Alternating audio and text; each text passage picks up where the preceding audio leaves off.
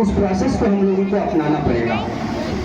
जब एक समिति बनेगी, समिति लखनऊ से बनती है, उसमें 7-8 लोग रहते हैं। समिति के माध्यम से मूर्ति, देखिए बाबा साहब का मूर्ति ना लगे इसलिए विरोध होता है, जैसे हम कहीं भी मूर्ति लगवा देते हैं, नहीं लगा सकते, इसलिए नहीं लगाते हैं। प्रशासन अनुमति इसलिए नहीं देता है कि अगर जैसे मान लीजिए हमने अपने भूमि में लगा दी ऐसे ही, फिर हमारे बच्चे हुए, हमारे पोती हुए, पोता पोती हुए, उन्होंने कहा कि हम मूर्ति हटवा के यहाँ मकान बनवाएंगे।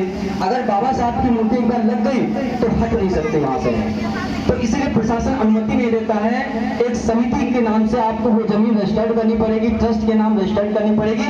वो जमीन ना ही हमारी रहेगी, किसी नहीं रहेगी, तो बाबा साहब के नाम जमीन चली जाएगी, वो सरकारी जमीन चली जाती है। हम लोग बनवा देंगे, अगर नहीं बनवा पा रहे हैं, विकास देव भवन से लखनऊ समिति बनेगी, फिर अनुमति आपको हम लगवाएंगे और आपके यहाँ मूर्ति लगवाएंगे। आपसे वादा कर रहे हैं 2026 में आपकी मूर्ति हम लगवा देंगे, लेकिन आपका साथ चाहिए मुझे।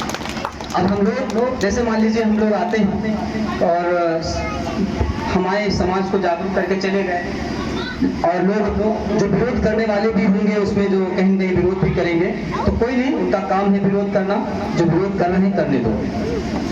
जैसे हमारे बीच माननीय काशीराम साहब हुए, आपको एग्जाम्पल देते हैं। आज हमारे देश के अंदर जो मनवादी सोच की विचारधारा के लोग हैं, तो हमारे ऊपर हावी है।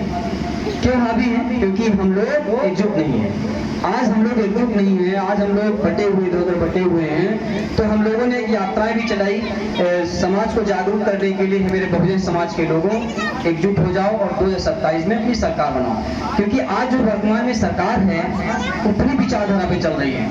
माननीय काशीराम साहब ने शुरुआत की थी सरकार बनाने के लिए, देश के अंदर वैचारिक परिवर्तन होना चाहिए। जब वैचारिक परिवर्तन का मतलब होता है कि अपने महान पुरुषों की विचारधारा को लोगों को पता होना चाहिए कि हमारे महान पुरुष ये